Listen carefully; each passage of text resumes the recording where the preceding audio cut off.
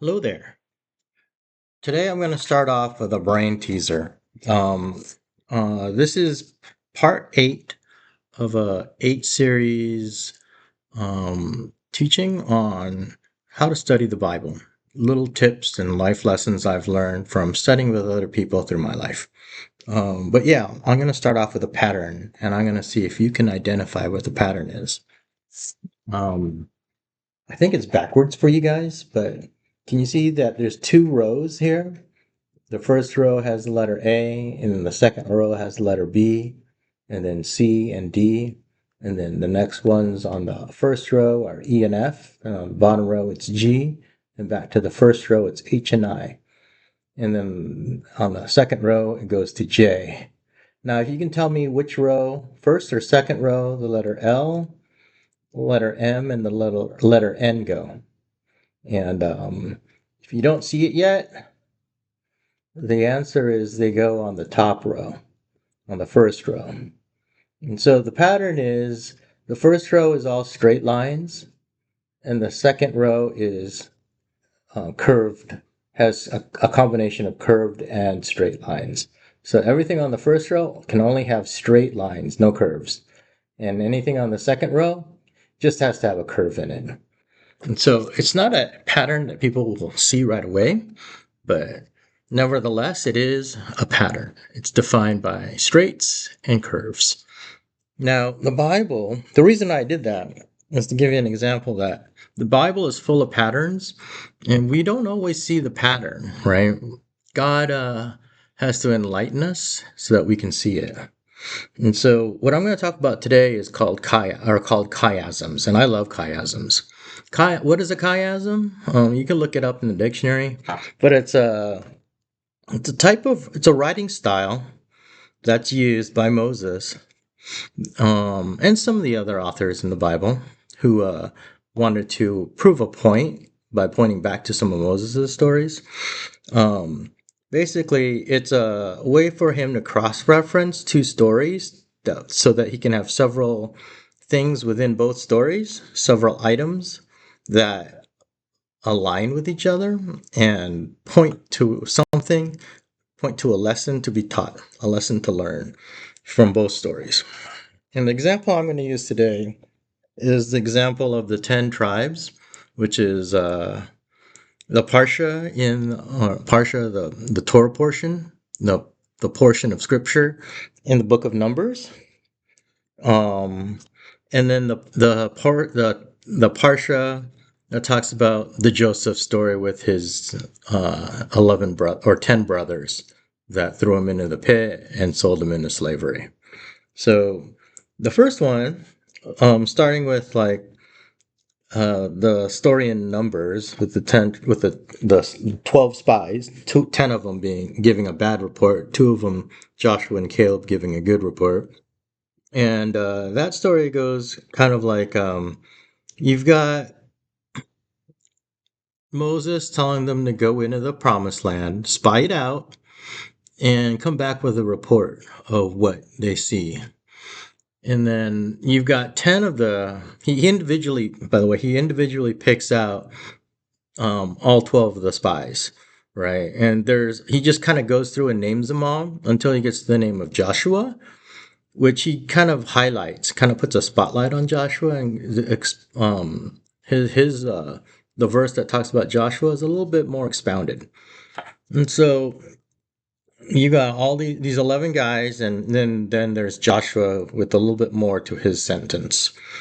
And then what happens is they go in there and they come back, and 10 of them say that this is a place of giants. The land devours its own, but they do say that it's a land of milk and honey, like was promised, and the fruit's abundant and huge. But they do put fear in the hearts of Israel because they tell of the giants, that they can't beat them, that the land eats its own people, which was kind of a lie. But that's an important thing that they said that, because it's one of the things that parallels the Joseph story. And so, what do we have in the Joseph story, right? So, I've got like a whole bunch of If it's just like one or two coincidences or three, you might want to just say, oh, there's no real parallel to these two stories. But if there's like six or seven or 10 or 12 things that are just coincidences, it might not just be a coincidence. It might be something that the author was putting in there to catch your attention. It's enough for me, like 12 things is enough for me to bet my house on it. But you have to be the decider on that. Um, so I'll start listing some of the things. You've got 12 tribes in both stories, right? 12 brothers, the Joseph story. And then you got the 12 tribes, one spy from each tribe, one spy from each of those brothers that are in the Joseph story. Second, there's a spy mission in both stories, right? Jacob, Israel, he tells his favorite, Joseph, to go and check on your brothers who are with the flocks and spy on them and come back and give me a report, right? And so that's the same thing Moses says to his spies. He says, go into the land, spy it out, come back and give me a report, right? So both stories have a spy mission. They ask for a report. And what happens in both stories? Joseph comes back and he gives a bad report on his brothers. Um, and what happens in the spy story in Numbers? They come back and they give a bad report. And they lie about it. They say that the land devours its own. And then what happened with the Joseph story? They lied to their father too, right? They came back and they said, look, he was devoured by an animal. The same word, devour. And there's a lie in both stories, right? And then what happens next? Jacob cries when he hears about this. There's weeping. What happens in the 10 spies? When they told the story, all of Israel did what? They wept. They cried. They were fearful. They said, you brought us here to die. Um, what else? That's already five things that are coincidences. Is it really coincidence with five? You might be skeptic, and as a skeptic, I understand that.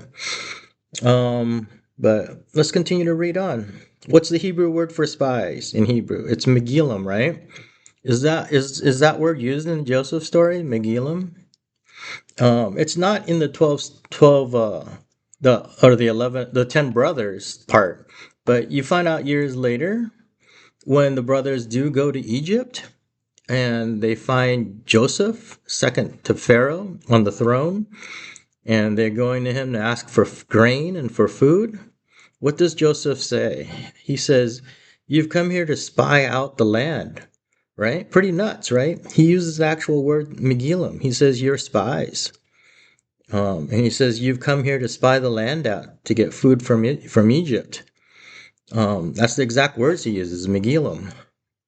What other parallels do we see? Here's another parallel. What was the consequence of each of these sins? The sin of the spies and the sin of the sale of Joseph.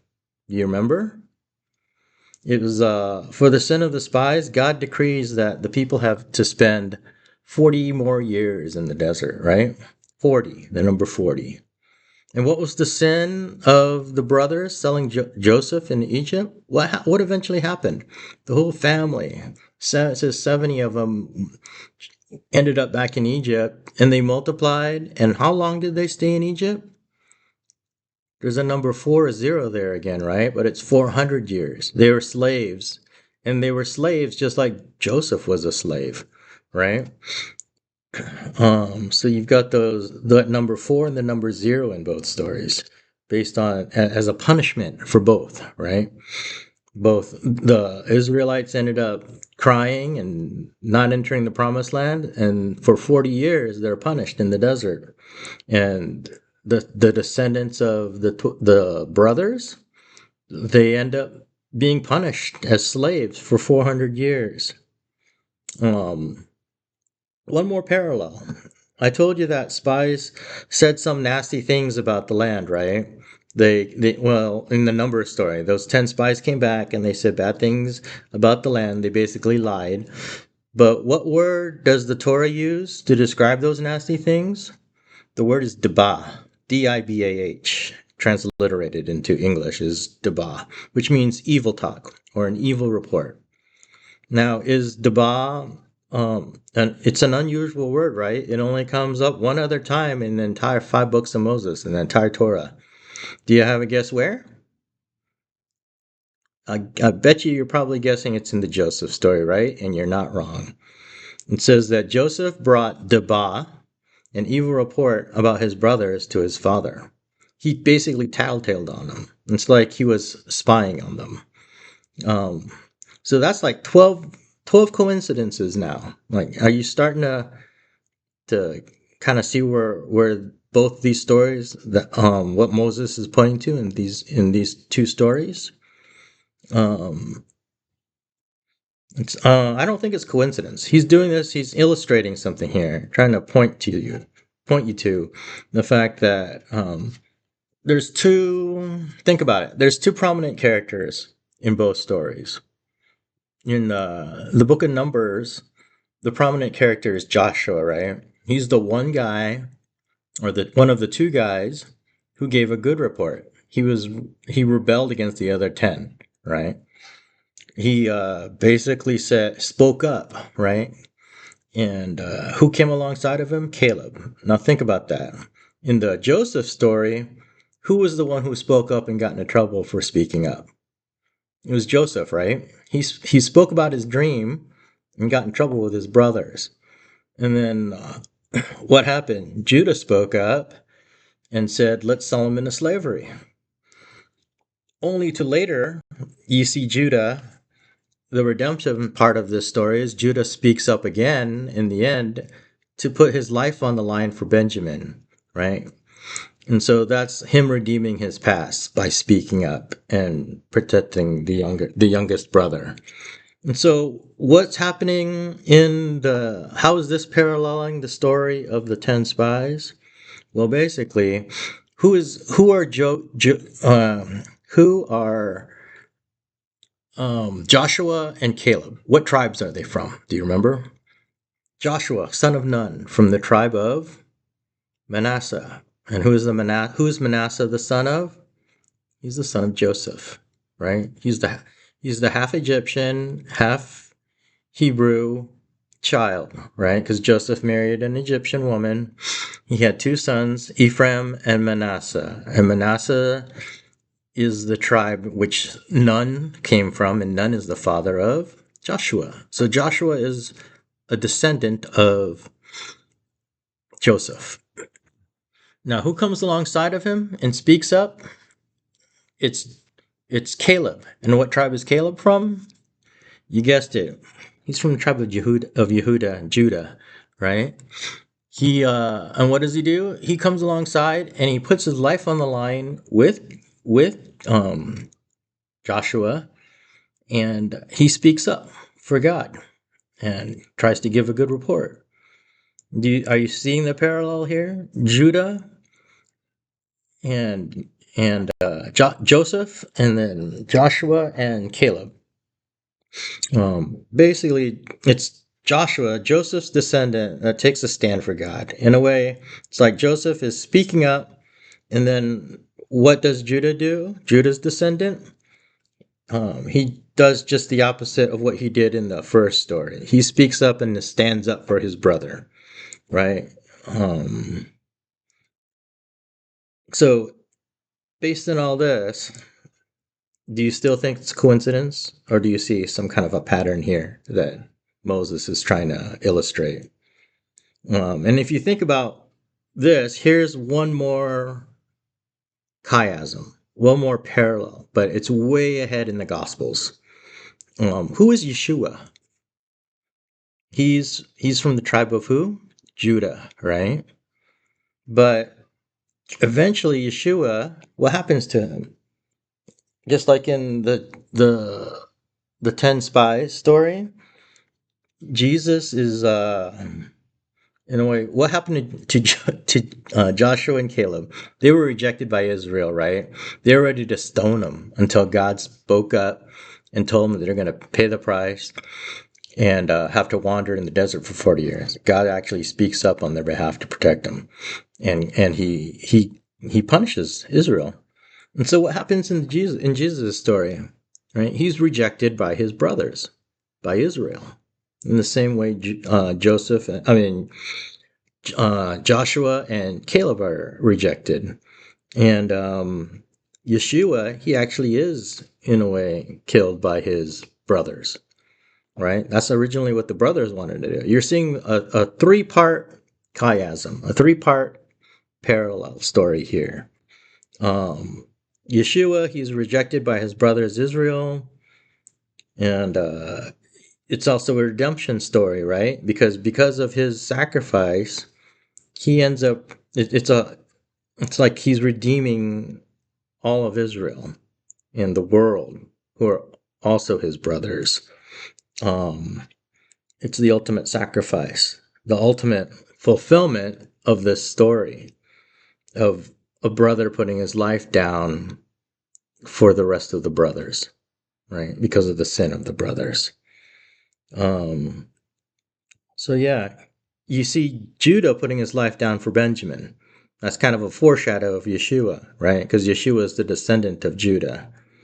But at the same time, you're seeing Yeshua, his life also portrays Joseph, the suffering servant, right? The humble person who suffered, who was punished, who took on imprisonment and was ultimately sacrificed. Although Joseph wasn't sacrificed, it's as if Yeshua walked in Joseph's shoes. And if you think about it, who is Yeshua the son of? Like literally, he's the son of Joseph and Mary, right? You see that parallel there that God kind of illustrated in the life of Yeshua. Yeshua ben Yosef and Mary. Yeshua, the son of Joseph and Mary, or Miriam, right, in Hebrew. So Yeshua literally was both the story of Yehuda, the descendant of Yehuda, but at the same time the son of Yosef. You're seeing this parallel here of these two brothers through all three stories. It's a redemption of the mistake of Judah. It's a chance for him to fix what was done wrong through standing by the side of Joshua with Caleb, and eventually the ultimate, Yeshua taking the place of all of his brothers and sacrificing himself the way Yehuda was willing to but didn't have to for Benjamin. And so, yeah, all of this, do you still think it's just a coincidence? Or are you willing to bet your life on this, bet your house on this? Do you see the patterns here? It's not, at first when you probably read these stories, you didn't see it as a pattern. But now that I've kind of pointed out straight lines and curves, you're kind of seeing the straight line pattern and the curve pattern in all three of these stories. But yeah, that's all I've got for you today. That's the pebble that I have to offer for your shoe to think about as we go our ways. Shalom.